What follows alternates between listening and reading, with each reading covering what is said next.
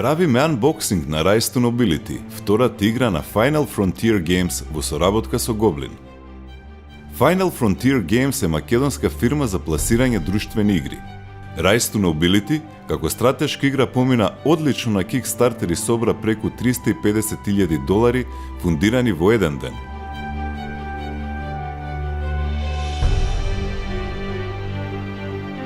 Што содржи самата игра? Да почнеме со самата табла на кој исцртан градот во кој се случува целата акција. Секој играч има плац, каде има можност да ги гради своите градби со кои напредува во играта. Со тоа добива победнички поени кои се пресудни за победа. Како што може да видите, има различни градби и разни видови на акции кои се превземаат во текот на играта.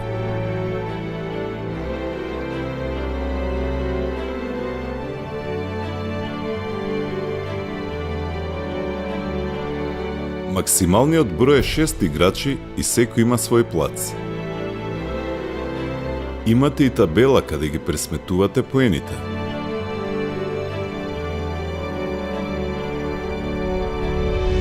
Следни се градбите кои што може да ги градите во текот на играта.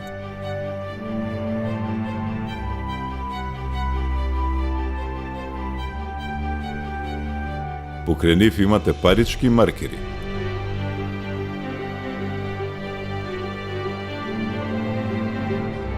Тука се и бродовите со кои може да праќате ресурси по морето и да добивате пари.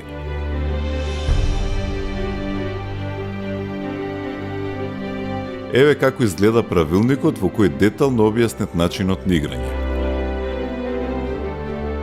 Правилникот може би ви изгледа долг, но играта воопшто не е комплицирана за играње. И покрај едноставноста во објаснувањето за начинот на играта, сепак оваа игра има длабока стратегија. Ова се фамилиите со кои се среќавате во играта. Green Elf, Tробит, Elf, Dwarf, Human и Halfling. Во пакувањето имате една честитка од првата игра на Final Frontier Games, Cavern Tavern, која исто така беше фундирана преку Kickstarter и собра над $100,000. Тука се секако и коцките и фигурите со кои играте.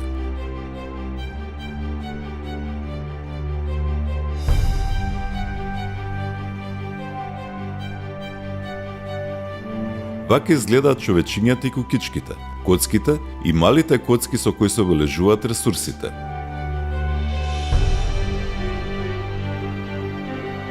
Има и други видови на маркери, First Player маркер, кули, бродчиња, штитови, звезди.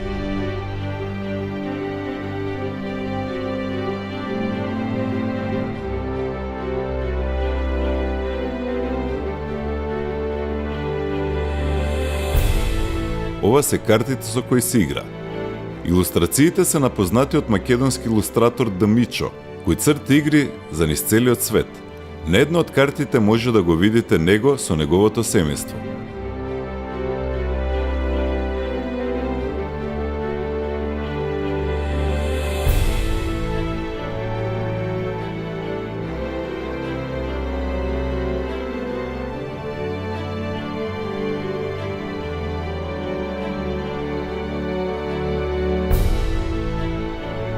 Играта всушност има два мода, дневен и ноќен мод, кои имат различни правила и различни начини на играње. Па така може постојано да ги менувате модовите за да ви биде играта уште поинтересна.